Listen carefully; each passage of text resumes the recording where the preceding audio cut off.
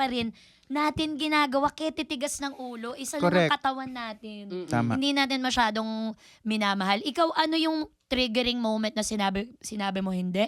Parang may mali na. Kailangan ako naman.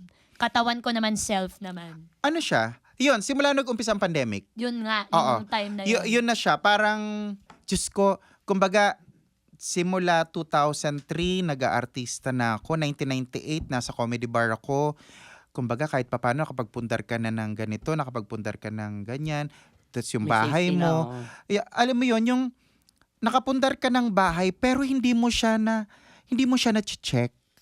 Nung nag-pandemic, alam mo, nalaman ko na yung kwarto ko pala, Yes. meron 108 na tiles. Alam mo yun, yung Pinilang mo talaga. totoo. Yung ang kisame ko pala, ay yan pala itsura niya.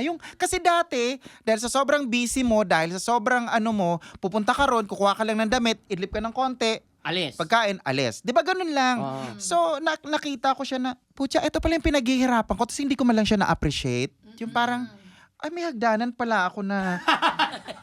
Hindi mo alam na 2 floors pala yung May bahay akala mo. ko, may ganun. May second floor pala kami. Yun siya, Yung pero... ganun ang level. No, yun yung yung mga lessons na ano sa akin nung pandemic na dapat pala noong palang pinagbawalan ko ng sarili ko na para ma-enjoy ko din yung kasi kita mo, halimbawa, sige nakapagpundar ka. Yes po.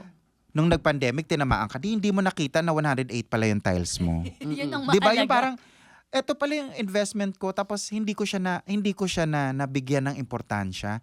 Ngayon nakakapagwalis ako, gusto kong humilata sa sopa, gusto kong Mas marami po kayong me time ngayon. Oo, mas marami akong me time ngayon. Yun na siya. So